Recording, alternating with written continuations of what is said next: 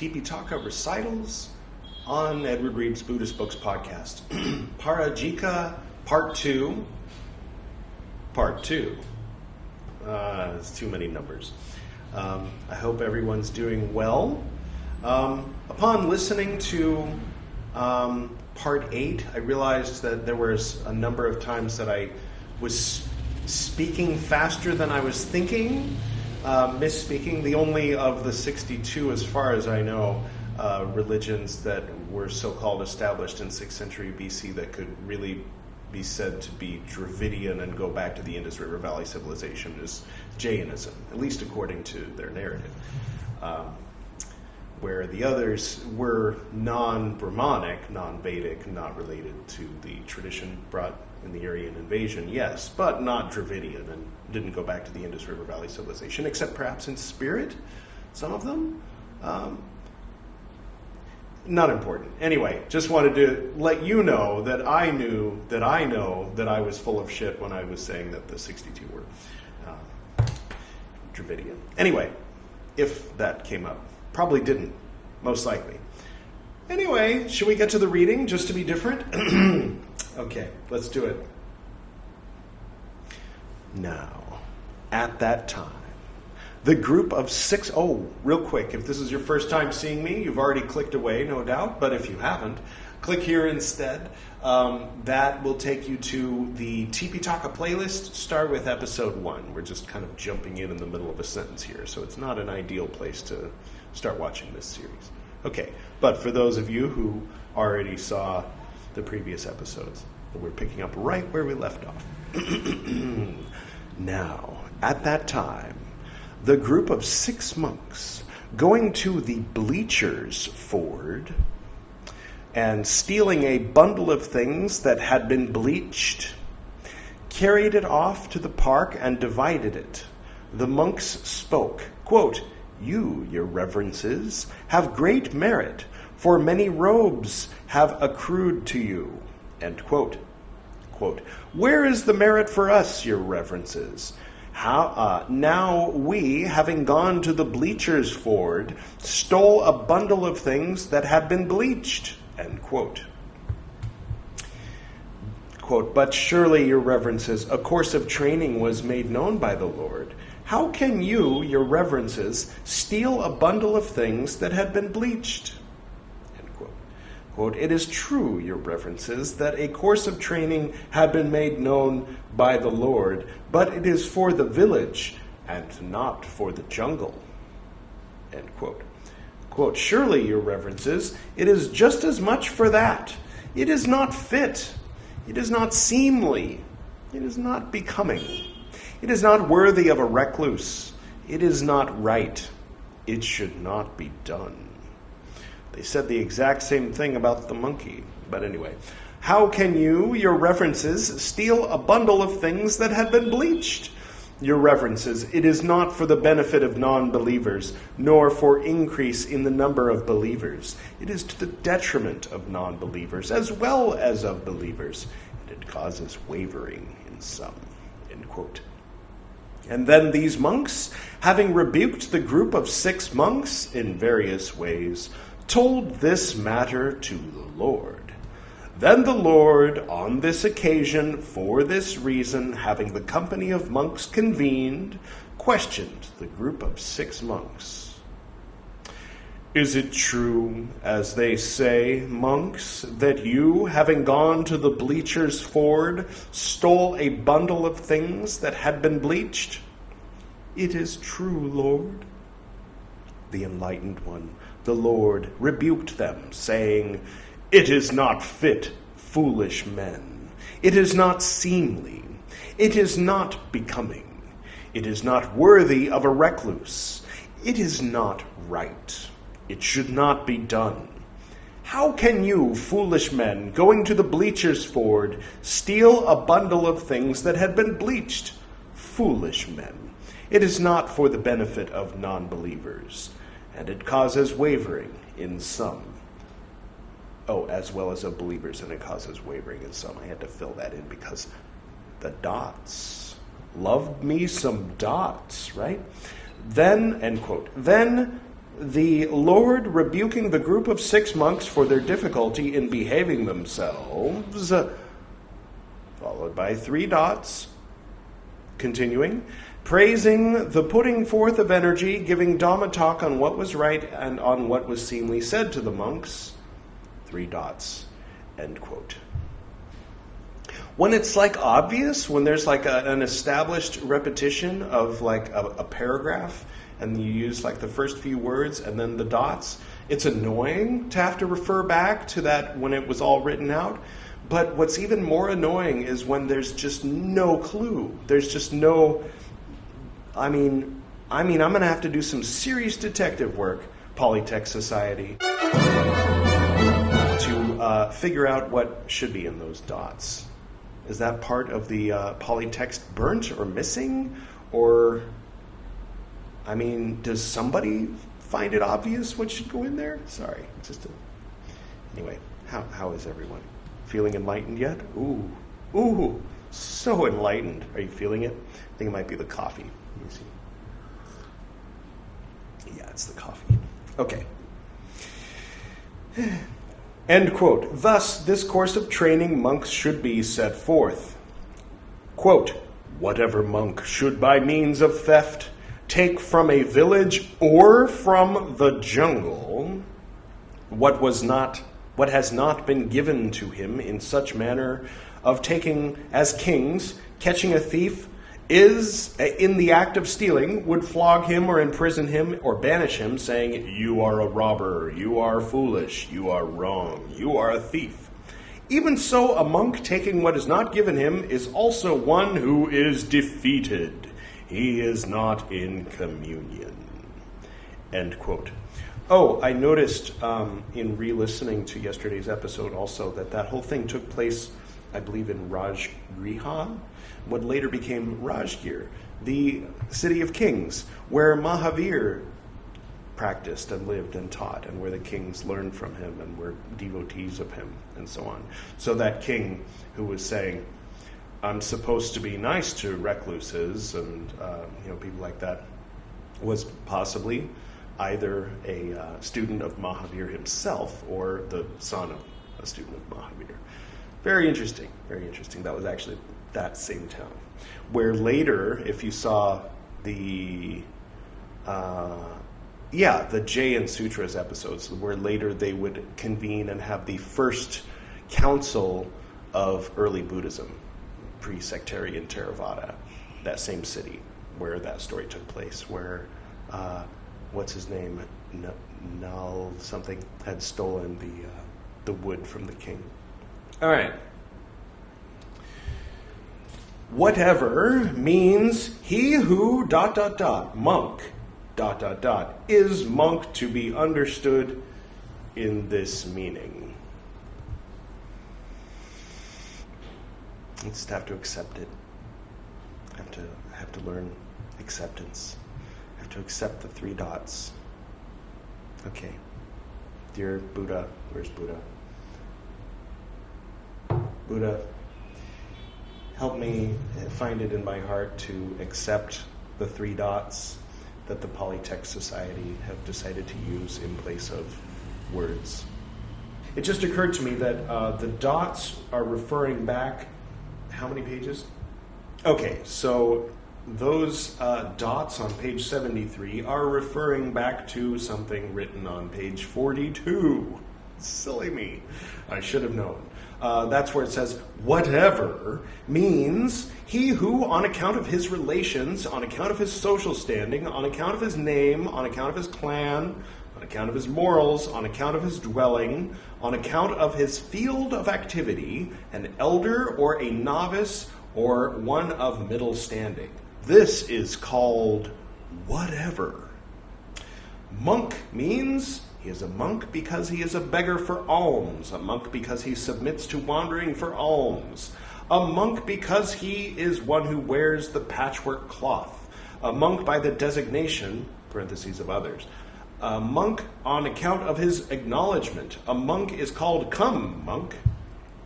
A monk is endowed with going to the 3 refuges. A monk is auspicious. A monk is the essential. A monk is a learner. A monk is an adept. A monk means one who is endowed with harmony for the order, with the resolution at which the motion is put 3 times and then followed by the decision, with actions, parentheses, in accordance with Dhamma and the discipline, end parentheses. With steadfastness, with the attributes of a man perfected, whatever monk is endowed with harmony for the order, with the resolution at which the motion is put 3 times and then followed by the decision with actions in accordance, parentheses, in accordance with Dhamma and the discipline, end parentheses. Apparently that's like a translator's note. All right. With steadfastness and the attributes of a man perfected, this one is a monk as understood in this meeting. All right. So that's what was in the dots. Now we know. Village means a village of 1 hut and a village of 2 huts, a village of 3 huts, and a village of 4 huts, a village with human beings and a village with beings who are not human, and a fenced-in village, and a village which is not fenced in, and a village arranged fortuitously, and even a caravan that is camping for more than 4 months is called a village. The precincts of the village means of a fenced-in village, the outward stone throw of a man, of average height standing at the threshold. Of a village not fenced in, the outward stone throw of a man of average height standing at the precincts of a house. The jungle means, leaving aside the village and the outskirts of the village, what remains is called the jungle. What has not been given means, what has not been given, nor granted, nor thrown away. What is guarded, protected, cherished, what belongs to others. This is called what has not been given. By means of theft means intending to steal, intending to thieve. Should take means should take, should steal, should thieve, should interrupt the mode of movement, should remove from a place, should wait at a rendezvous. In such a manner of taking as means a pada, the worth of a pada, or more than a pada. Kings mean kings of the earth, local kings, kings' deputies, subordinate chieftains, judges, chief ministers. Moreover, those who administer torture and maiming are called kings.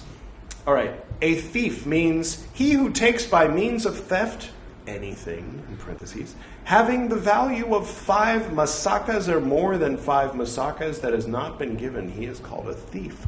Loophole! You can steal up to 4 masakas worth of stuff. Okay. Would flog means they would flog with the hand, or with the foot, or a whip, or a cane, or a rod, or with maiming.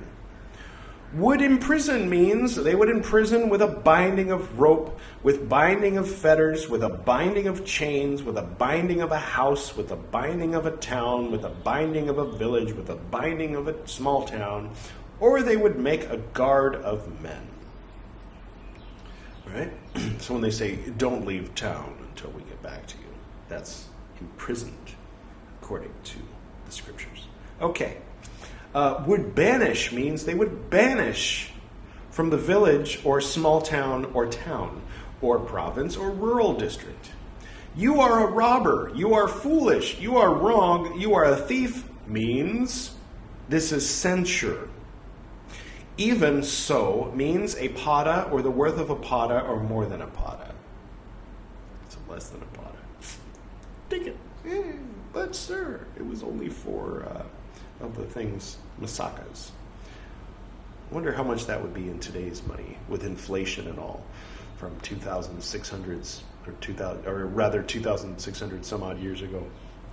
How much inflation is that? Probably a lot. I imagine a rupee would have been worth a lot back then if they'd had them. I think back in the 60s you could pay 1 rupee and take a rickshaw across town. I think you can still get the smallest brew packet. So like when they make coffee, they roast it, they take the most burnt, unusable part of the roasting, and then they package it up and they sell it, and it's called brew, B-R-U. And the smallest packages are 1 rupee. That's the only thing that I know of in this world that has the value of 1 rupee. All right. You could probably steal those and get away with it. Be like, Buddha, it was a brew packet. He'd be like, get back to your vihara. All right. Anyway, yes. Taking means taking, stealing, thieving, interrupting the mode of movement, moving from a place, waiting at a rendezvous. Also means it is called so, in reference to the first.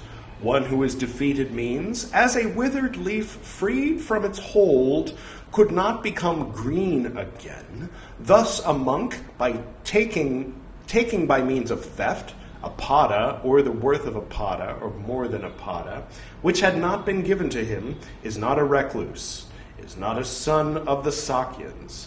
Therefore he is called one who is defeated.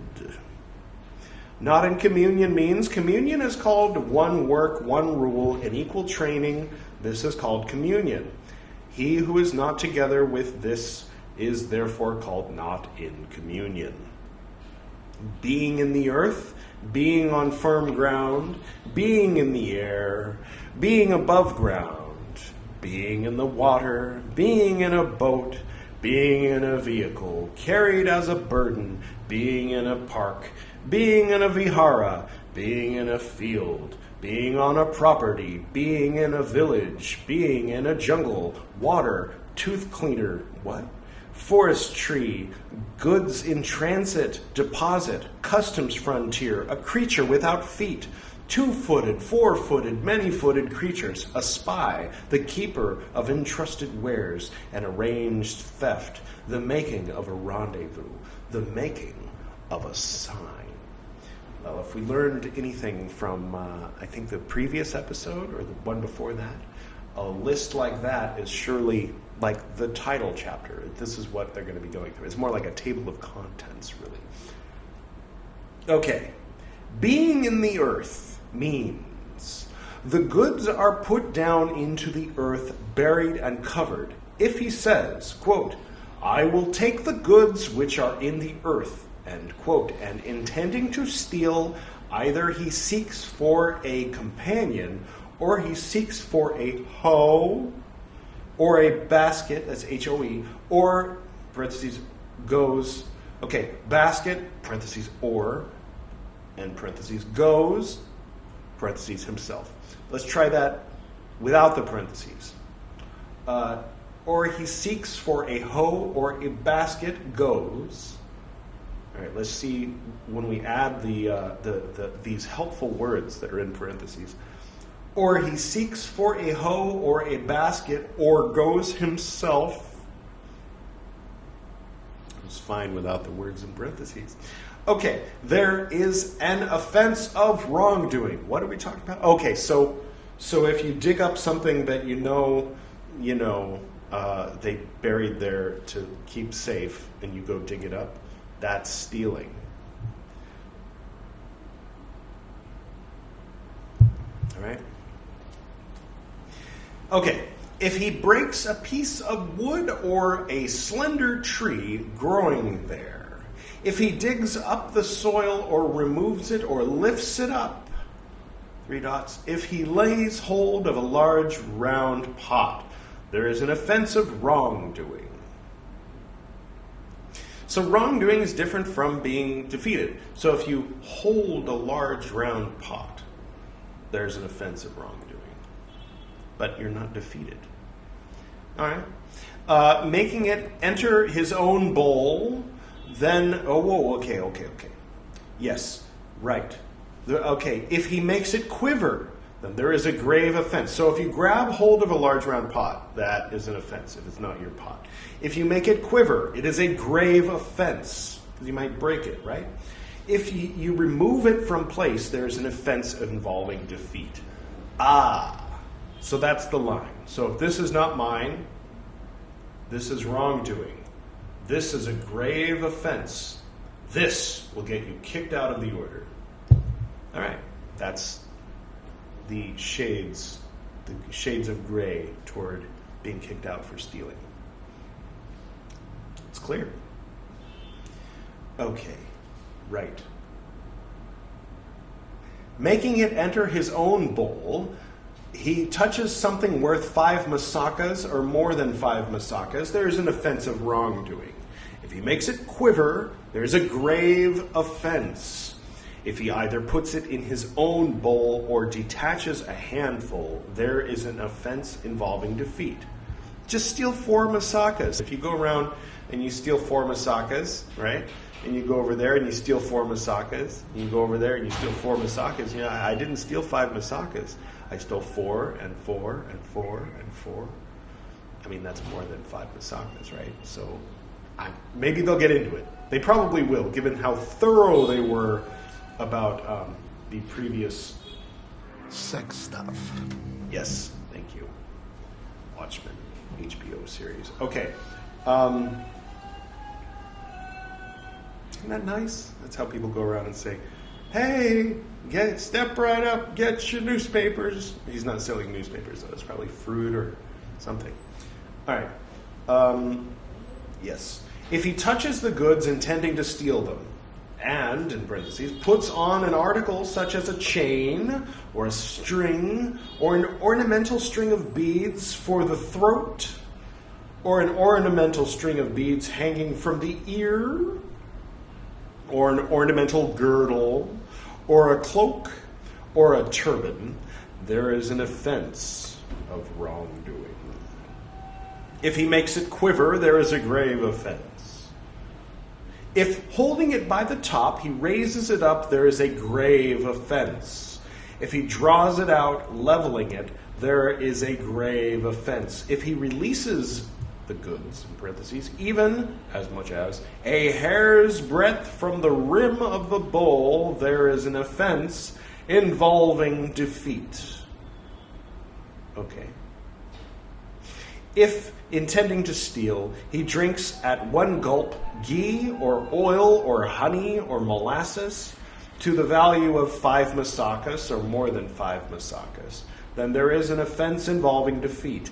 Inasmuch as he breaks or disperses or burns or renders useless, there is an offense of wrongdoing. Being on firm ground means the goods are put down on the firm ground. I don't think they had the rule about not putting the thing you're defining in the definition back then. Because say, I mean, it's like, it means this. Monk means monk. It means when I say, hey, monk, that's monk. Right? I mean, anyway. Okay. If intending to steal and saying, I will steal goods which are on the firm ground, he either searches for a companion or goes himself, there is an offense of wrongdoing. So he's covering okay, you're still stealing if you have someone else steal it for you. If he touches them, then there is an offense of wrongdoing. If he makes them quiver, there is a grave offense. If he removes them from the place, there is an offense involving defeat. Being in the air. Oh, okay, being on the ground, being in the air, this was the opening thing. Being in the air means the goods going in the air. A peacock or a francolin partridge, or a partridge or quail, or a cloak or a turban or an ornament or gold, being broken, falls to the ground, and he says, I will steal the goods which have been in the air. All right. If intending to steal, he either searches for a companion or goes himself, there is an offense of wrongdoing.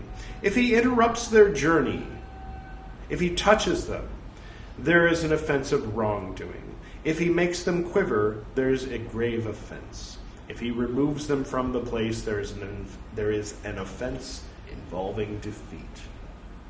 Being above ground means the goods are found above ground. They get stuck in a couch or chair, or on a bamboo peg for hanging up a robe, or on a cord for hanging up a robe, or on a peg in the wall, or on an elephant tusk or peg. That was back when ivory was still legal. Sad. Or in a tree, even on the support for a begging bowl. If intending to steal, he thinks, I will steal the goods that are found above ground. He either searches for a companion or goes himself. There is an offense of wrongdoing for thinking that. If he touches them, there is an offense of wrongdoing. If he makes them quiver, there is a grave offense. If he removes them from the place, there is an offense involving defeat. Being in the water means the goods are put down in the water. Intending to steal, he thinks, I will steal the goods which are in the water. He either searches for a companion or goes himself. There's an offense of wrongdoing. He either dives into the water, parentheses, or emerges from, parentheses, it. There is an offense of wrongdoing. If he touches the goods, in parentheses, that was in the previous chapter, different goods. There is an offense of wrongdoing. If he causes them to quiver, wrong chapter, once again, there is a grave offense. If he removes them from the place, ouch, there is an offense involving defeat. I'm trying to make this a little bit more entertaining than it is. Intending to steal, he touches either a blue, red, or white lotus which is growing there, or the sprout of a lotus. I think he means literally lotus, like the flower, not like the scent of the lotus, in quotes. Anyway, or a fish or a turtle to the value of 5 masakas. Oh, so if it's a cheap lotus, it's like, get your lotuses, only 4 masakas. Oh, I'll steal all of them. Or do you add them up? 4 plus 4 is 8. Ah, that's more than 5 masakas. Maybe. And is that in a lifetime or at one time? Like in a day? You can steal 4 masakas worth of lotuses per day. Or in your whole life. I don't know. Maybe he'll get into it. I'm curious. Inquiring minds want to know. Because then we'll be enlightened, right? Just kidding. Okay. Well, in a sense, in a certain usage of the word. All right. If he removes them from the place, there is an offense involving defeat. A boat means that by which one crosses. Being in a boat means the goods are put down in a boat. Intending to steal, he thinks, I will steal the goods which are put down in a boat. He either searches for a companion or goes himself. There is an offense of wrongdoing. If he touches them, ... involving defeat. There is an offense involving. If he touches them, ... involving defeat. So, okay, if he touches them, there's an offense of wrongdoing. If he causes them to quiver, there is a grave offense. And if he removes them from place, there is an offense involving defeat. I think that's what goes in those 3 dots. I wonder how much longer this book would actually be. Would it be this thick if they didn't put so many things in dots? If it would only be a little thicker, I mean, just write it out. I mean, it's sad that there isn't anything in the world that includes all the words of the Tipiṭaka without dots. To me, anyway. All right.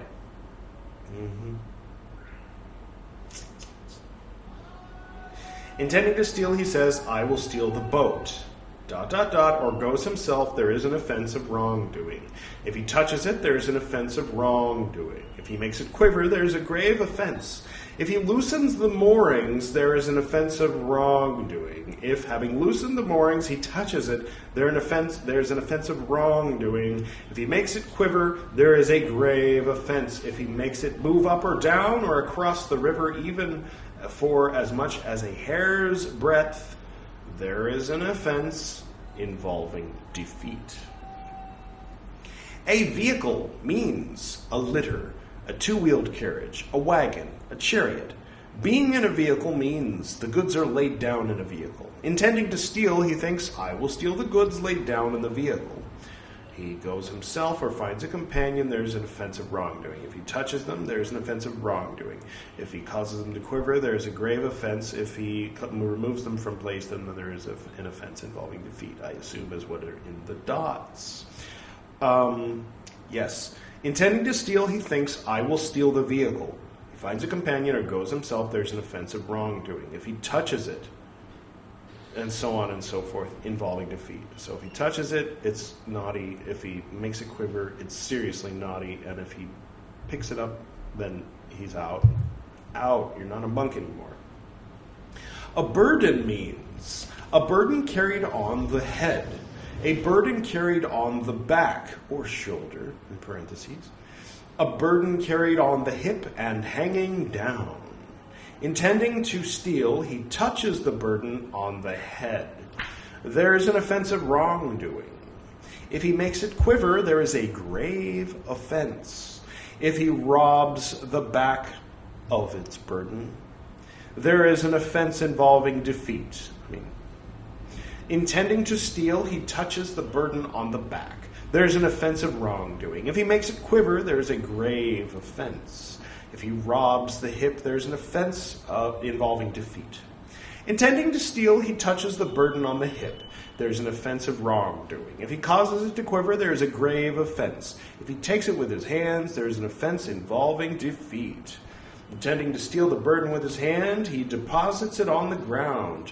There is an offense involving defeat. Intending to steal, he takes it from the ground. Then there is an offense involving defeat. A park means a park with flowers, a park with fruit, i.e. an orchard. Being in a park means the goods are laid down in the park in 4 places: in the earth, on the firm ground, in the air, above the ground. Intending to steal, he thinks, I will steal the goods which are in the park. He finds a companion or goes himself, there's an offense of wrongdoing. If he touches them, there's an offense of wrongdoing. If he causes them to quiver, there is a grave offense. And if he removes them from place, there is an offense involving defeat. Intending to steal, he touches a root growing there, or a piece of bark, or a leaf, or a flower, or a fruit to the value of 5 masakas. Or more than 5 masakas, there is an offense involving defeat. Oh, if he touches it, intending to steal. Oh, right, ... involving defeat. So if he touches it, then there's an offense of wrongdoing. If he causes it to quiver, there's a grave offense. And if he removes it, there is an offense involving defeat. Thank you. I'm starting to be able to handle these dots. Okay. If he evokes doubt... Oh, wait. If he claims the park... There's an offense of wrongdoing. That's my park. There's an offense of wrongdoing. Okay. If he evokes doubt in the keeper of the park, there is a grave offense.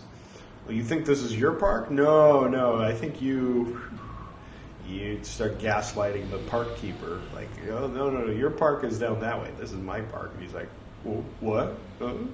Grave offense. Not quite kicked out, but don't gaslight the park keeper. That's even more serious than just saying, this is my park. Anyway, yes. If the keeper saying, this will not be for me, gives up his post, there's an offense involving defeat. So if you actually convince the park keeper that his park is not his park and he leaves, you're out. You're not a monk anymore. Don't do that. Does this come up? I mean, maybe it does. Like, they have to find a place to build their vihars, so maybe they find parks. They're like, oh, I like this park. Hey, this isn't yours. This is mine. Maybe it happens. I mean, I guess it happened, because they're talking about it. Resorting to law, he defeats the keeper. There's an offense involving defeat. Wow. So if a monk, takes a park keeper to court and, uses false evidence or something, or a very persuasive lawyer, did they have those back then? To convince the judge to say, yes, the park is yours, monk, then the Buddha kicks you out. because you shouldn't do that, right? Okay, that's a rule in pre-sectarian early Buddhism. Don't do that. Okay. Resorting to law, he is defeated. There is a grave offense. Of course, a person might, like in the context of like how the Old Testament, you're not allowed to eat shellfish or mix cotton with other kinds of cloth or like be gay, So people say, oh, well, that's all right next to this. If you eat pork, then you can't tell me that I can't be gay because this. And so it's like, well, I'm not going to be chaste. I am going to have sex with the severed head's mouth, so I guess I can steal then too. Don't think that way. I mean, maybe you weren't thinking that way, but now that I've pointed it out to you, try to avoid thinking that way. And stay away from severed heads. Okay. Yes. So, being in a vihara means the goods are deposited in a vihara in 4 places. In the earth, on the firm ground, in the air, above the ground. Intending to steal, he thinks, I will steal the goods deposited in the vihara. If he finds a companion or goes himself, there's an offense of wrongdoing.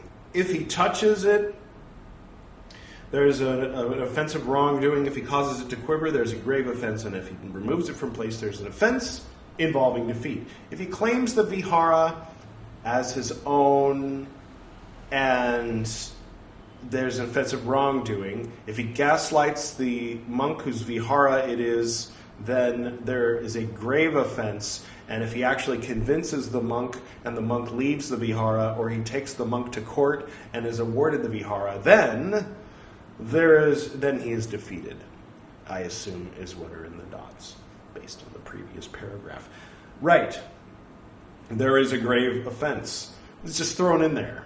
He's defeated and there is a grave offense. So it's like he's guilty of a felony and a misdemeanor. You're going to jail for life, buddy, and for a year.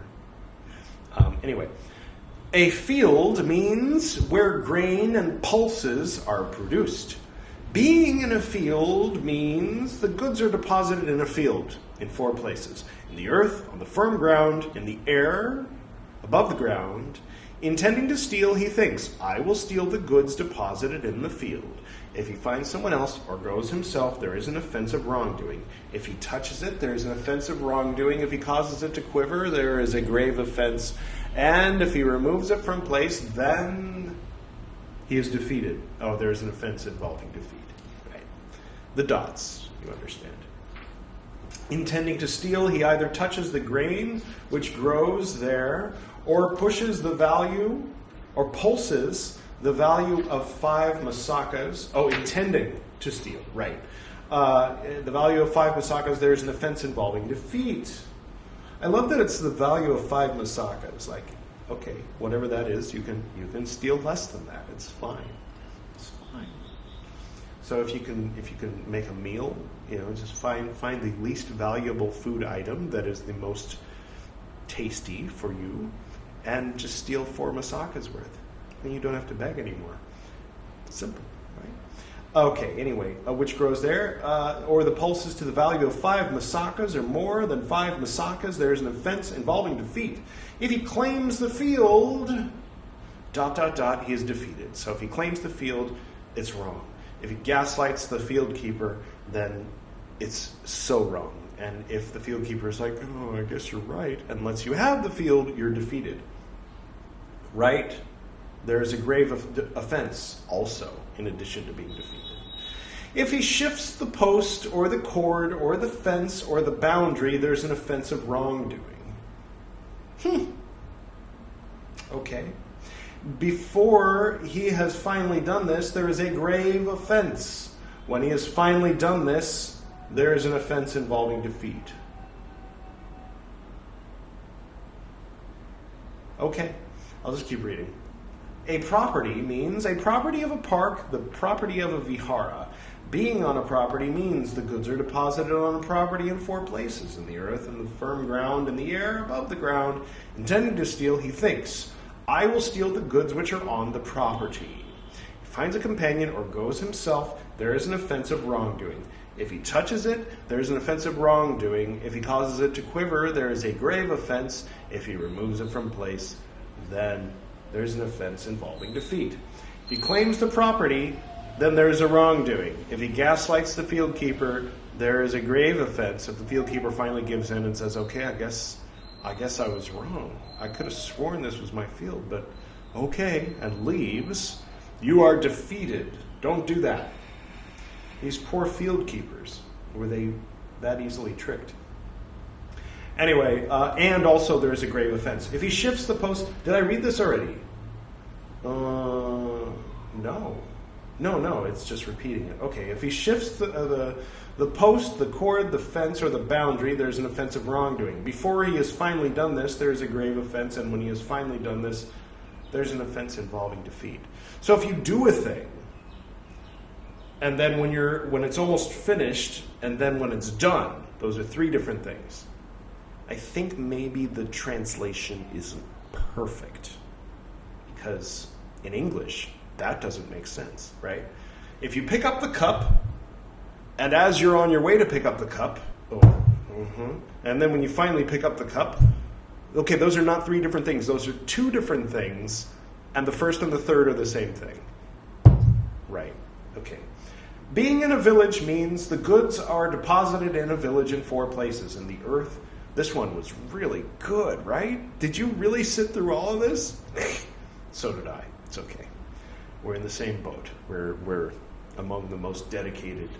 We really want to know what it says in these early scriptures, because everyone else has clicked away already. All right. Except for those on the podcast, hello! I didn't forget you. Are you enjoying what you're listening to? I hope my voice, at least. I try to interject with jokes and stuff, because otherwise... Anyway, being in a village means the goods are deposited in a village in 4 places. Okay, let's say it together. In the earth, on the firm ground, in the air, above the ground. Intending to steal, he thinks, I will steal the goods which are in the village. If he finds a companion or goes himself, there is an offense of wrongdoing. If he touches them, there is an offense involving defeat. What? No dots? What? Right, okay. I don't know. Either the translator forgot to put the dots in, or this one, if you touch it, you're defeated. I think it's you forgot to put the dots in. So anyway, if you touch it, it's wrongdoing. If you cause it to quiver, then it's a grave offense, and if you take it, then you're defeated. The jungle means, didn't we go over what the jungle means already? That which is taken for, parentheses, the use, and parentheses, of men, that is the jungle. Is it now? Okay. In Hindi, which is derived from Sanskrit, which is not the same as Pali, but the English word jungle actually comes from the Hindi word jungli, which means like wild. But here, the definition of the Pali word that has been translated into the English word jungle means that which is taken for the use of men. That is the jungle. It's like a big loop. It's like a big circle, like the telephone game. Like, you say jungle, jungle, jungle, jungle, jungle, jungle, jungle, jungle. What does it mean? That which is taken for the use of men. No, it means like wild and crazy, like ah! All right. Anyway, being in the jungle means the goods are deposited in the jungle in 4 places: in the earth, on the firm ground, in the air, above the ground. Intending to steal, he thinks, I will steal the goods which are in the earth. ... Or he has access to them. What do you think goes in the dots? Something, something, or he has access to them. I guess we'll never know. Only J.B. Horner and people who speak Pali, who have the original source text, know what goes in those dots. He didn't want any of us to know what goes in those dots. All right. Or he has access to them. There is an offense of wrongdoing. He touches them, ... involving defeat. All that stuff about touch it, wrongdoing, quiver it, blah, blah, blah, stuff. Can you imagine reading Dune if it was and Paul Atreides looked upon his father, The sleeper must awaken. Like, how obnoxious would that be? It would be as obnoxious as this. Anyway, right. Intending to steal, he touches a piece of wood growing there, or a creeper, or grass, not that kind of creeper, that was Pārājika 1, to the value of, they were all creepers in Pārājika 1. My God, those monks. I hope that monks these days aren't like that. I don't think they are. Are they? The value of 5 masakas or more than 5 masakas.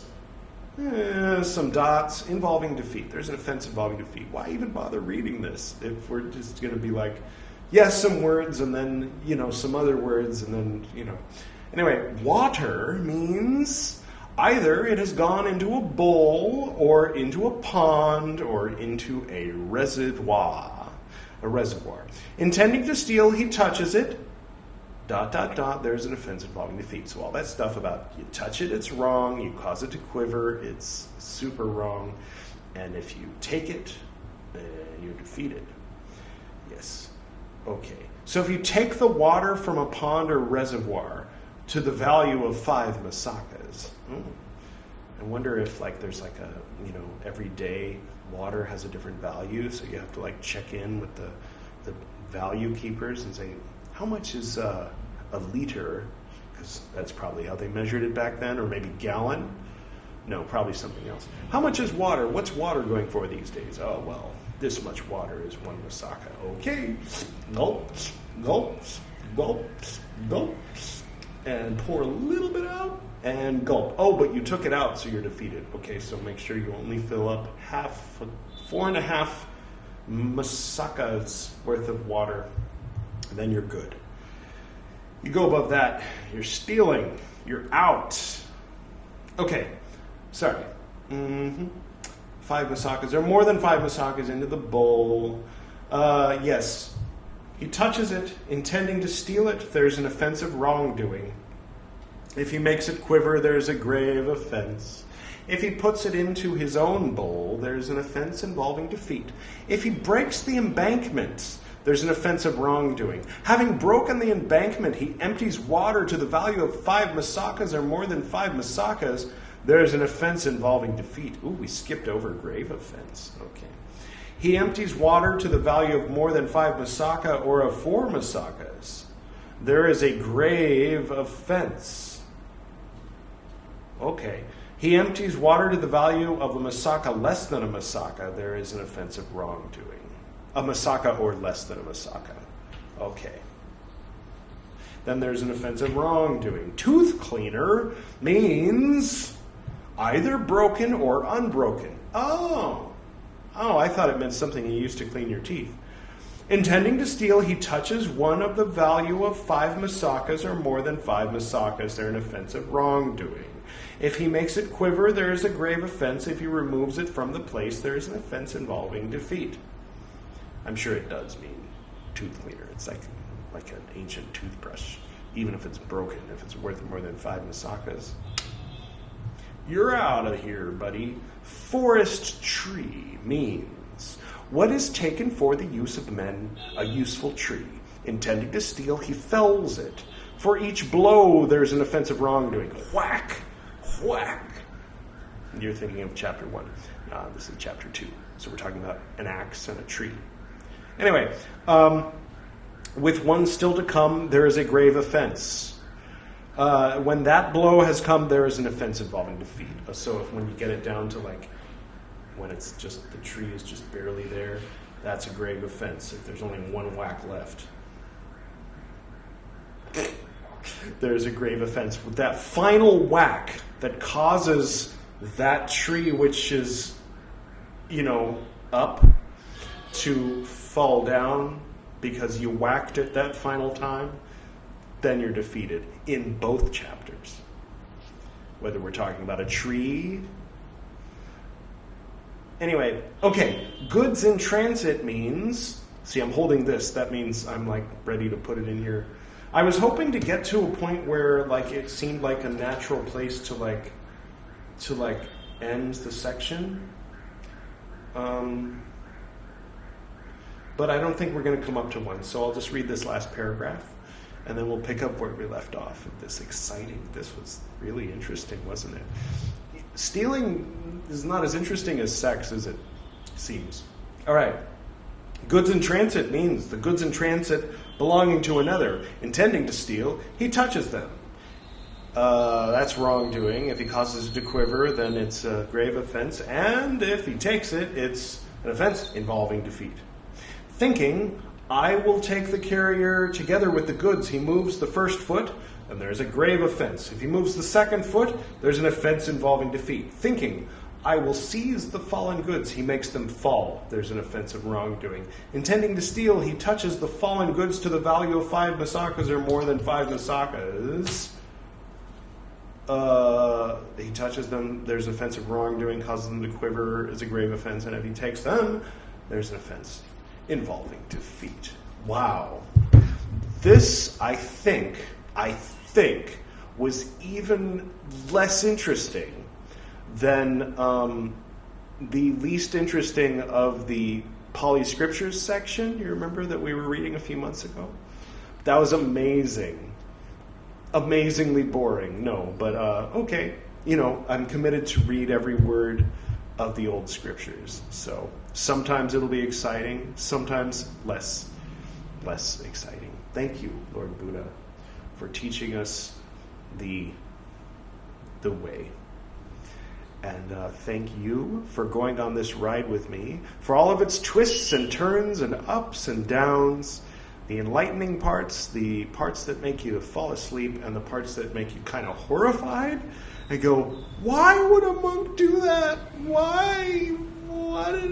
Jesus, why would any human being do that? Yeah, it's all part of the ride. And let's see, was there anything else?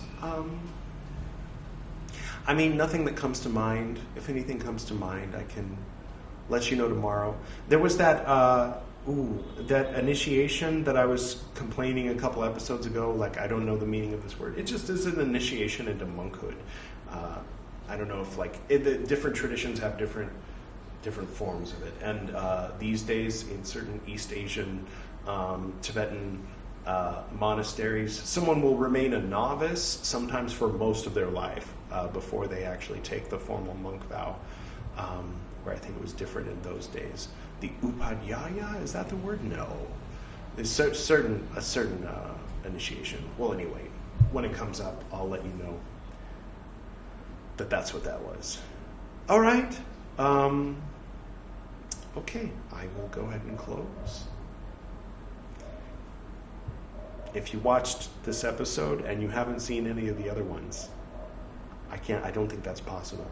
But if you have seen the other ones and you watched this episode, wow. Wow. That's all I can say. Okay. And thank you. To the north and to the south, to the east and to the west, to the spirits of light among us and to the spirits below, we send out our reverent love and compassion. May all beings be happy. May all beings be serene. May all beings be in peace.